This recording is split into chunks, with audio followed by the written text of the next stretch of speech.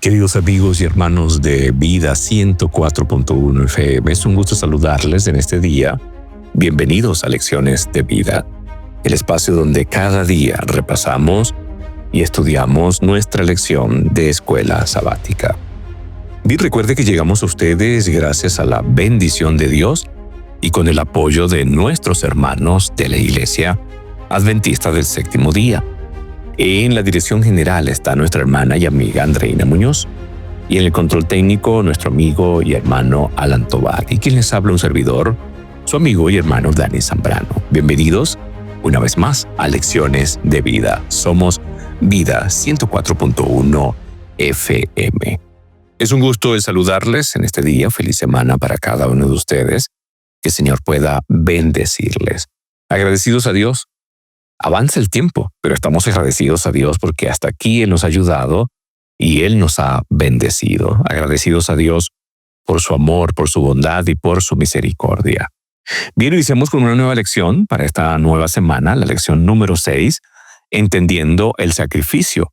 El versículo de memoria lo encontramos en Apocalipsis capítulo número 5, el verso 9. Apocalipsis 5, el versículo número 9. Dice lo siguiente: y cantaban un cántico nuevo, diciendo: digno eres de tomar el libro y de abrir sus sellos, porque tú fuiste inmolado, y con tu sangre nos has redimido para Dios de todo linaje, lengua y pueblo y nación. Vamos a orar, apreciados hermanos, para iniciar nuestro estudio en el día de hoy. Querido Señor que estás en los cielos, estamos agradecidos a ti por tu amor, por tu bondad y tu misericordia para con cada uno de nosotros. Pedimos, Señor, tu bendición en esta mañana y te pedimos que al estudiar tu palabra, seas tú, Señor eterno, hablando a nuestras vidas. Bendice mis hermanos y amigos que nos sintonizan. Perdona, Señor, nuestros pecados, lo pedimos en el santo nombre de Cristo Jesús, nuestro Señor y nuestro Salvador. Amén y amén. Cuando Jesús vino al mundo, Juan el Bautista declaró: este es el Cordero de Dios que quita el pecado del mundo, como lo dice Juan 1:29. Esa era una referencia inequívoca a los sacrificios que simbolizaban la muerte sustitutoria de Cristo en favor de la humanidad. El tema del sacrificio animal recorre toda la Biblia como un hilo escarlata y desempeña un papel central en la gran escena del trono de Dios de Apocalipsis 4 y 5, porque allí se ve el Cordero de Dios que fue inmolado, pero también se ve como ese que triunfa, ese que es victorioso, ese que es todopoderoso, ese que es también el león de la tribu de Judá, y se ve también como el único digno de abrir y desatar los sellos. Y esta figura, mis queridos hermanos, es muy, muy importante. Muy importante porque definitivamente nos muestra y nos enseña que solamente en Cristo Jesús podemos nosotros encontrar salvación y encontrar vida eterna.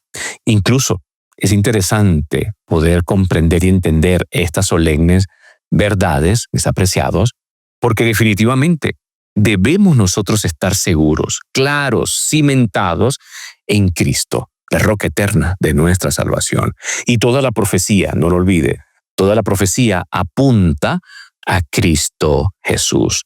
Toda la profecía apunta al Dios eterno, a nuestro Dios todopoderoso. Así que allí está el centro de todo. Allí está el centro de toda la palabra del Señor. Allí está el centro de todo lo que tiene que ver con la profecía. Todo está en Cristo. Ahora, la pregunta que podemos hacernos nosotros aquí es, ¿dónde estamos colocando nosotros nuestra vida? ¿Dónde estamos colocando nosotros nuestro corazón? Porque definitivamente en Jesús es donde está todo y es lo que debería de ser real y pleno en nuestros corazones. Esta semana vamos a estudiar entonces temas relacionados con el sacrificio y que forman parte de nuestra comprensión de Jesús, pero lo vamos a ver como el Cordero inmolado, el protagonista de la escena del trono. Él es reconocido como el único digno lo que destaca la obra del Señor, prefigurada por el sistema sacrificial del santuario terrenal como un Dios de amor infinito que estuvo dispuesto al sacrificio supremo, un acto del que nosotros y las demás inteligencias del universo nos maravillaremos por la eternidad. Así que esta semana va a ser de mucho, mucho interés también, porque vamos a comprender muchas cosas de lo que tiene que ver con el sacrificio de Cristo. Y vamos a ampliar más cada uno de los elementos que aquí se nos presentan acerca de Cristo Jesús, nuestro Señor y nuestro Salvador. Con el fin de llegar a ser el sustituto y la garantía de la humanidad, Jesucristo depuso su manto real, su corona de rey y revistió su divinidad con la humanidad, para que al morir como hombre pudiera destruir con su muerte al que tenía el imperio de la muerte. Como Dios no lo había podido hacer, pero al venir como hombre, Cristo pudo morir. Con su muerte venció la muerte. La muerte de Cristo hizo perecer al que tenía el poder de la muerte y abrió las puertas de la tumba a todos los que lo reciben como su Salvador personal. Cientos de animales muertos cada día. Un río de sangre surgiendo del lugar donde son sacrificados. No estamos hablando de un matadero de animales, ni de una pandemia que obligue a sacrificarlos. Hablamos del santuario y el templo del pueblo de Israel. Son sacrificios ordenados por Dios mismo. ¿Por qué tanta crueldad? ¿Por qué tanta muerte de animales inocentes?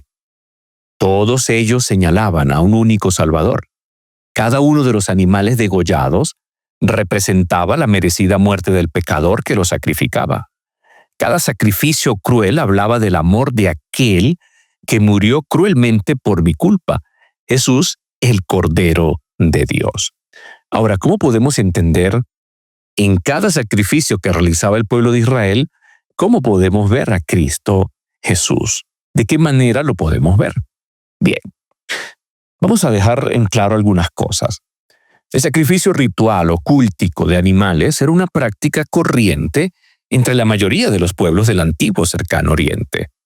Ellos lo consideraban un regalo dedicado a los dioses, alimento para las deidades a cambio de su ayuda. Ahora, fíjense lo que hacían ellos. Ellos creían que tenían que hacer un sacrificio para calmar a sus dioses, para satisfacer a sus dioses, para dar homenaje a sus dioses, según sus exigencias. Pero cuando vamos nosotros a la Biblia, tiene un significado muy diferente a lo que significa un sacrificio, porque en este caso la Biblia presenta un sacrificio que en propósito es diametralmente opuesto al sacrificio pagano. En el paganismo del antiguo cercano oriente, el sacrificio representaba entonces un movimiento ascendente desde la condición humana hacia la esfera divina, tratando de conseguir algún tipo de favor.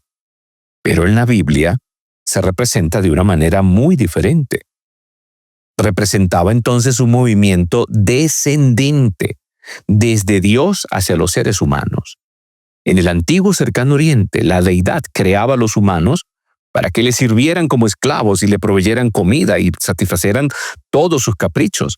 En contraste, el Dios de la Biblia, el Dios eterno, nuestro Dios todopoderoso, crea a los humanos y les provee más bien. Les provee alimento, les provee salvación, les provee bendición, les provee vestimenta, nos provee todas las cosas para poder vivir. Y además de eso nos da Cristo, quien también es Dios quien lo provee.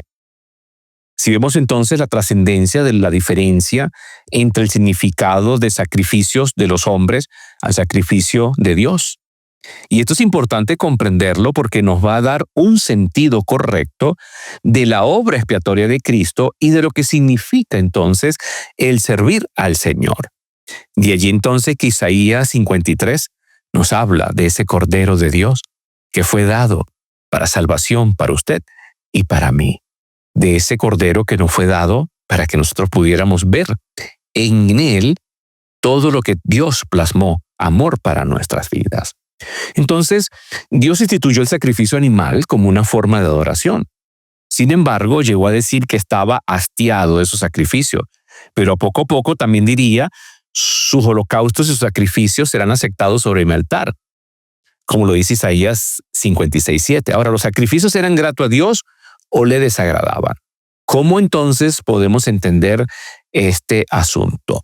Bien, para eso vamos entonces a referirnos, mis queridos hermanos, vamos a referirnos a un sacrificio que aparece en la palabra del Señor, entendiendo el concepto de interpretación que estamos estudiando durante todo este trimestre, que es el concepto de la primera mención dentro de lo que se maneja con la hermenéutica bíblica. Bien, no olvidemos entonces lo que dice Isaías 1:11. ¿Para qué me sirve, dice Jehová, la multitud de vuestros sacrificios? Hastiado estoy de holocaustos de carneros y de cebo de animales gordos. No quiero sangre de bueyes, ni de ovejas, ni de machos cabríos. ¿Qué era lo que pasaba? ¿Por qué Dios no veía con agrado los sacrificios del pueblo de Israel si ellos hacían todos esos grandes sacrificios? Vamos a ver entonces el contexto de Caín y Abel para poder entender mucho todos estos puntos. Pero antes de hacerlo, quiero que leamos en la Biblia algunos textos de la palabra del Señor que definitivamente nos van a ayudar a comprender todo el trasfondo de esto. Fíjense ustedes los textos que vamos a leer. Vamos al libro de Isaías, primeramente, libro de Isaías, y vamos allí a leer, apreciados hermanos, Isaías, el capítulo número 1. Isaías, el capítulo número 1, y entonces vamos a leer los versículos. Isaías, capítulo número 1, vamos a leer los versículos 2 al 15. Vea el punto. Oí cielos y escucha tu tierra. ¿Por qué habla Jehová? Crié hijos y los engrandecí y ellos se rebelaron contra mí. El buey conoce a su dueño y el asno el pesebre de su señor. Israel no entiende, mi pueblo no tiene conocimiento. Ahora vea la descripción que hace Isaías. Oh gente pecadora, pueblo cargado de maldad, generación de malignos, hijos depravados. Dejaron a Jehová, provocaron a ir al Santo de Israel, se volvieron atrás. Ahora, fíjense lo que dice el versículo 6, amplía más la realidad del pueblo de Israel que se había separado de Dios, aunque ofrecían sacrificios. Desde la planta del pie hasta la cabeza no hay en él cosa sana, sino herida, hinchazón y podrida llaga. No están curadas, ni vendadas, ni suavizadas con aceite. Vuestra tierra está destruida, vuestras ciudades puestas a fuego.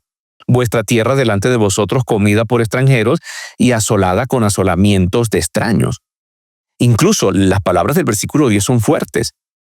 Del versículo 9, si Jehová de los ejércitos no nos hubiese dejado un resto pequeño, como Sodoma fuéramos y semejantes a Gomorra.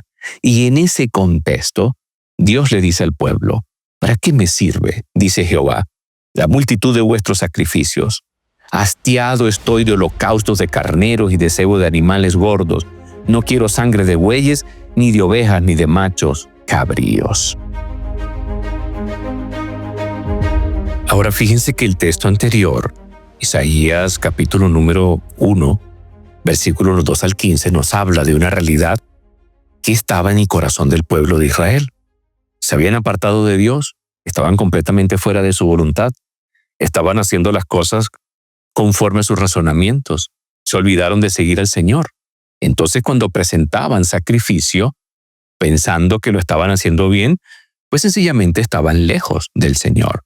Se parecían más bien, si no hubiera quedado un resto, un remanente fiel, dice el mismo Isaías, fuéramos como Sodoma y semejantes a Gomorra, es decir, completamente en pecado y completamente apartados del Señor. Entonces, en ese contexto, Dios les dice, a través del profeta, ¿para qué me sirve la multitud de vuestros sacrificios? ¿Para qué me sirven lo que ustedes hacen si están manchados de sangre, si están fuera de la voluntad del Señor? Isaías 56, versículo número 6 y 7. Ahora vea el contraste. Y a los hijos de los extranjeros que sigan a Jehová para servirle y que amen el nombre de Jehová para ser sus siervos, a todos los que guarden el día de reposo para no profanarlo y abracen mi pacto, yo los llevaré a mi santo monte y los recrearé en mi casa de oración. Sus holocaustos y sus sacrificios serán aceptos sobre mi altar, porque mi casa será llamada casa de oración para todos los pueblos. Fíjense el punto. Ahora que aparecen en contraste con los hijos de Dios, los extranjeros, pero unos extranjeros que siguen a Jehová. unos extranjeros que aman el nombre de Jehová, unos extranjeros que guardan el día de reposo, unos extranjeros que obedecen al Señor. Esos que obedecen a Dios, Dios le dará bendición, y sus sacrificios serán aceptados sobre el altar. Si vemos entonces el contraste, ahora vamos al último texto, Salmo 51, versículo número 17. Los sacrificios de Dios son el espíritu quebrantado. Al corazón contrito y humillado no despreciarás tú, oh Dios. Creo que también es claro el punto. Dios quiere que nuestro corazón se arrepienta, podamos nosotros vivir conforme a sus designios y podamos hacer todas las cosas conforme a su voluntad, que podamos humillarnos delante de Dios, que podamos arrepentirnos. Estos tres textos nos presentan una realidad terrible del pueblo de Israel. Permítanme leerles lo que dice el autor de la lección. Este trágico episodio de la historia de Israel no fue la primera ocasión en que Dios rechazó un sacrificio. Algo similar ocurrió muy cerca del comienzo de la historia de la salvación, cuando el sacrificio de Abel fue probado y aceptado por Dios a diferencia del de Caín. Ese temprano episodio representa otra oportunidad de observar el contraste existente entre los sacrificios aceptables y los inaceptables. En época de Isaías, Israel cumplía con sus obligaciones y tildaba mentalmente las casillas de los deberes religiosos en un poco esforzado y vano intento de apaciguar a Dios mientras que vivía a su antojo. Sus sacrificios estaban como los de Caín, anclados en el yo, no en una actitud de entrega y sumisión a Dios. Vuelvo a repetirlo. Sus sacrificios estaban como los de Caín, anclados en el yo, no en una actitud de entrega y sumisión a Dios. Pero ¿qué fue lo que pasó con el sacrificio de Caín? Ahora sí vamos entonces a leer Génesis capítulo número 4. Vamos a centrarnos en Génesis capítulo número 4. Vamos a leer los versículos 3 al 7. Voy a leer, apreciados hermanos, de una primera versión de la Reina Valera de 1960. Dice allí lo siguiente: Y aconteció andando el tiempo que Caín trajo del fruto de la tierra una ofrenda a Jehová. Y Abel trajo también de los primogénitos de sus ovejas, de los más gordos de ellas. Y miró Jehová con agrado a Abel y a su ofrenda, pero no miró con agrado a Caín y a la ofrenda suya. Y se ensañó Caín en gran manera y decayó su semblante. Entonces Jehová le dijo a Caín: ¿Por qué te has ensañado? ¿Y por qué has decaído tu semblante? Si bien hicieras, no serás enaltecido, y si no hicieras bien, el pecado está a la puerta. Con todo esto, a ti será su deseo, y tú te enseñorearás de él. Para poder entender mejor este texto y comprender qué es lo que está pasando, voy a leerles ahora la Nueva Versión Internacional. Dice: tiempo después Caín presentó al Señor una ofrenda del fruto de la tierra. Abel también presentó al Señor lo mejor de su rebaño, es decir, los primogénitos con su grasa. Y el Señor miró con agrado a Abel y a su ofrenda, pero no miró hacia Caín y a su ofrenda. Por eso Caín se enfureció y andaba cabizbajo. El Señor le dijo: ¿Por qué estás tan enojado? ¿Por qué andas cabizbajo? Si hicieras lo bueno, podrías andar con la frente en alto, pero si haces lo malo, el pecado está a la puerta para dominarte. No obstante, tú puedes dominarlo. Interesante, ¿verdad? Ahora vamos a leer otra versión. Y voy a leer, apreciados hermanos, palabra de Dios para todos. Voy a leer específicamente el versículo número 6 de Génesis 4. El Señor le preguntó: ¿por qué estás enojado y te ves tan triste? Si tú haces lo bueno, yo te aceptaré. Pero si haces lo malo, entonces el pecado te estará esperando para atacarte. Te quiere dominar, pero tú debes dominarlo a él. ¿Qué es lo que está ocurriendo aquí? Y definitivamente debemos de comprenderlo y entenderlo, porque estamos viendo de igual manera la actitud de un corazón que rechaza completamente la voluntad del Señor. La actitud de un corazón que no quiere obedecer a Dios. La actitud de un corazón que definitivamente, el de Caín en este caso, piensa que él puede hacer las cosas a su manera y echando por tierra la voluntad del Dios Todopoderoso.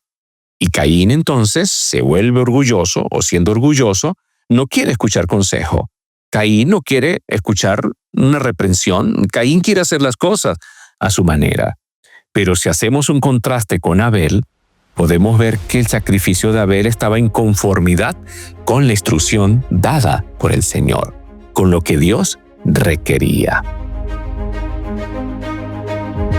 Vamos a ver algunos detalles que nos presentan los textos. Después de algún tiempo, Caín le llevó al Señor algunos frutos de la tierra como ofrenda. Abel también llevó las mejores crías de sus ovejas. Interesante. Ahora, fíjense que aquí entonces se nos presentan dos puntos que debemos de destacar. Primero, Caín toma su ofrenda solamente del fruto de la tierra y la presenta. Abel también, pero fíjense que en el contexto de Abel no se le agrega entonces el punto de la palabra ofrenda. Caín presenta su ofrenda, Abel simplemente la trae, pero el texto está haciendo alusión como que Caín lo está haciendo a su manera. Esto es lo que tengo, esto es lo que te voy a presentar. Pero Abel, además de las ofrendas vegetales, como lo expresaba Éxodo 29, 39 al 41, interesante, él también entonces presenta lo mejor de sus rebaños. Él presenta el becorot, los primerizos de sus ovejas, los productos más preciados de la estación, del momento, según lo que vendría más adelante en la legislación mosaica, como lo dice Éxodo 23, 19. Caín tomó cualquier fruto. Ahora, ¿qué nos enseña esto a nosotros? Nos enseña que la ofrenda de Caín era la expresión del esfuerzo humano dirigido a Dios. Era como que, mira Dios, yo me esforcé, esto es lo que hice, esto es lo que tengo, esto es lo que te presento. Tú verás si lo aceptas o no. Mientras que la ofrenda de Abel tenía otra connotación. La ofrenda de Abel era la expresión de la necesidad humana de la salvación proveniente de Dios. ¿Y cómo sabemos eso, apreciados? Porque Abel llevó ofrenda agradable al Señor. Y aquí quiero que se entienda algo muy importante, mis queridos amigos de Vida 104.1 FM. La ofrenda verdadera que se presenta al Señor se hace con un corazón contrito, se hace con un corazón conforme a la voluntad del Señor, se hace con un corazón conforme a los designios que Dios ha establecido. Tanto Abel como Caín sabían que había que presentar un cordero. Adán y Eva lo vivieron cuando Dios tuvo que hacer el primer sacrificio para luego vestirles con las pieles del cordero en símbolo de que es la gracia de aquel que moría sin pecado, la justicia de aquel que moría sin pecado, lo que les iba a dar la salvación. Y ellos debían transmitir eso a sus hijos, a sus generaciones, y debían esperar en la venida de aquel que el símbolo que estaban sacrificando señalaba. Pero Caín quiso hacer las cosas a su manera. Caín, además de eso, iba a necesitar la ayuda de su hermano. Imagínense el problema. Él era el hermano mayor. Ahora tenía que depender de su hermano menor para presentar un verdadero sacrificio al Señor. Esto nos enseña que el orgullo de Caín no le permitía eso. Y para hacer el sacrificio verdadero, necesitamos humillarnos delante de Dios. En esa actitud de Abel, correcta conforme a la instrucción divina, conforme a la instrucción bíblica, conforme a la instrucción del Señor, el Señor se agrada de Abel y de su ofrenda. Pero debido a la actitud de Caín, Dios no se agrada de la ofrenda de Caín. Ahora, el texto bíblico no explica por qué Dios aceptó el sacrificio de Abel y no la ofrenda de Caín de manera puntual, pero los detalles que acabamos de mencionar lo señalan. Ahora, fíjense que la preocupación de Dios va más allá de la ofrenda. Y él entonces, además de mirar con interés a Abel y a su ofrenda, pero no mirar con interés a Caín y su ofrenda, aquí se nos está mostrando que Dios, antes de rechazar o aceptar, mira la condición espiritual de la persona que la ofrece, no la ofrenda misma. Entonces, el Señor tiene que intervenir y le dice allí a Abel, ¿por qué estás tan enojado y te ves tan triste? Y vean la respuesta que da el versículo número 7. Me gusta muchísimo porque es una enseñanza para usted y para mí. Es una enseñanza que nos lleva a entender y comprender cuál debe de ser la actitud plena de nuestro corazón. Leo primero la Reina Valera. Génesis 4, versículo 7. Si bien hicieras, no serás enaltecido. Y si no hicieras bien, el pecado está a la puerta. Con todo esto, a ti será tu deseo y tú te enseñorearás de Él. Ahora voy a leerles palabra de Dios para todos, Génesis 4, versículo 7. Si tú haces lo bueno, yo te aceptaré, pero si haces lo malo, entonces el pecado te estará esperando para atacarte. Te quiere dominar, pero tú debes dominarlo a él. Y ahí está la frase, y ahí está el sentido de todo. Si tú haces lo bueno o haces el bien, y aquí hay una fuerte connotación ética, una fuerte connotación de actitud, una fuerte connotación de entrega al Señor. Caín, tienes que hacer lo bueno. Si haces lo bueno, vas a ser acepto. Pero Caín no quiere hacer lo bueno. Caín quiere hacer las cosas a su manera. Caín cree que puede hacer las cosas fuera de la voluntad del Dios eterno. Y eso, apreciados hermanos, es una gran enseñanza para usted y para mí en este tiempo final que estamos viviendo. Los seres humanos quieren hacer las cosas a su manera. Los hombres quieren ir en contra de la voluntad del Señor.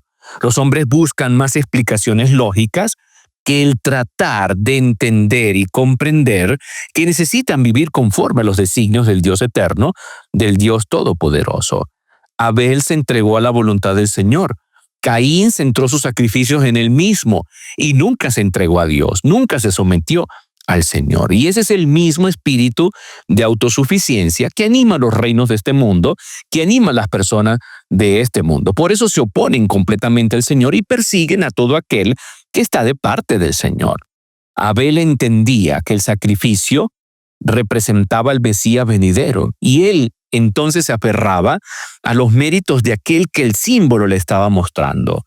Abel trajo la víctima inmolada, la víctima sacrificada, y así reconocía las demandas de la ley que había sido quebrantada, y así reconocía que él dependía de los méritos de aquel que moriría en la cruz del Calvario.